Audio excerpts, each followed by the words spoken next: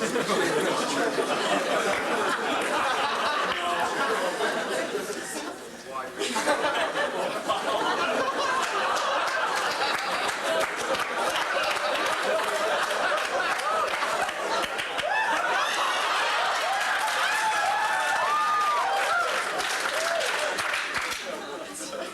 evening, ladies and gentlemen.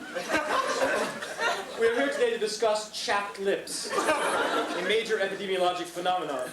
We are very fortunate to have with us today Miss Rosanna Dana, whom I've known since 1972. Is that right?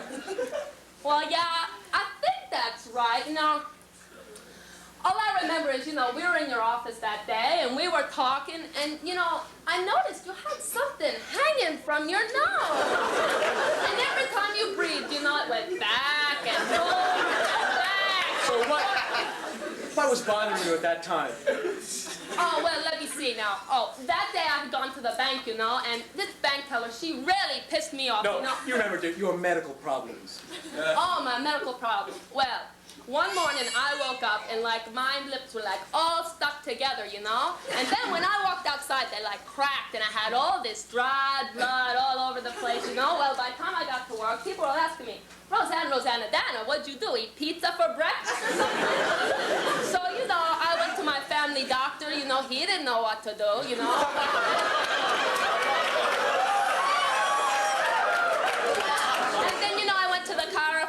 And I was seeing these chiropractors every week for 3 years. And were they able to help you? Well, you go to the chiropractor, he gets you on the table, he puts your leg this way and your arm that way. He did these lip manipulations, back and forth and back. So then you came to us at Strong Memorial Hospital.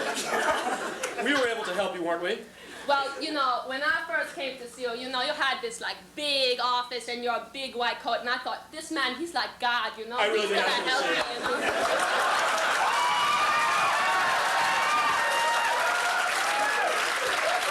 But then I noticed that thing hanging from your nose, and every time you breathe back and forth and back. What were we able to give you for your problem? Oh, well, we started those chapstick treatments. They were okay, they helped, but it was so greasy, it was like dipping your face in Crisco or something. My boyfriend, he was using it to style his hair and everything. But how are you doing now?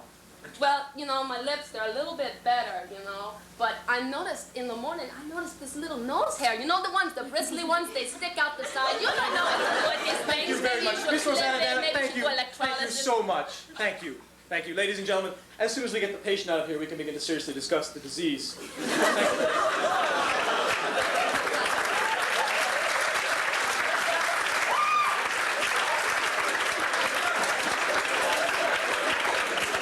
We have the first slide, please. Well, there it is. Thank you. Next slide, please. We have various etiologies of chapped lips, which is a very common syndrome. We have the idiopathic, which is the most classic presentation, the iatrogenic, caused by physician, as well as the congenital, and the peripheral labiopathy, which is a very rare presentation.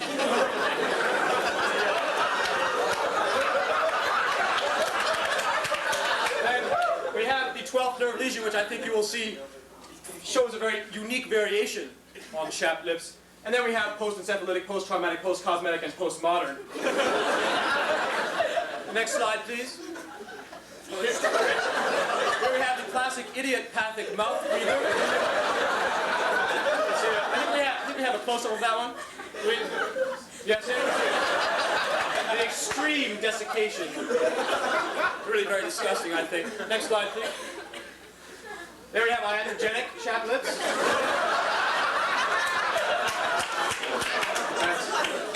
No, far too common. Here we have the 12th nerve lesion. And this produces a very curious syndrome, labia hemidesicata. You see very infrequently, but it's very pernicious, as I'm sure you'll imagine. Now, our research has focused largely on the relationship between lip area and humidity. Now, we have used cats, even though they do not have lips.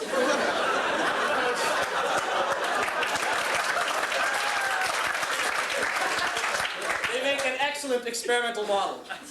We use cat lip at 0 degrees C. Next slide, please.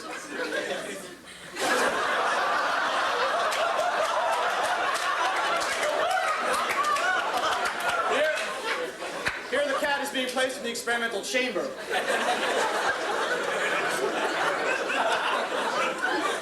Next slide, please. Here you can see the excellent correlation between lip area, cat lip observer, you see, meter squared, and percent humidity. And I'm sure many of you have already noted that this curve upside down bears a striking resemblance to the hemoglobin-oxygen dissociation curve. Next slide, please. There you can see that fascinating relationship.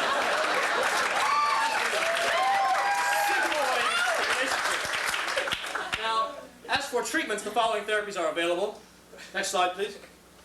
There we have available at most Wegmans or Rite Aid stores. And finally, there's the inevitable question of economics and finance. And I think the next slide, the bill, please. There it is, 90 bucks. I mean, who's going to pay?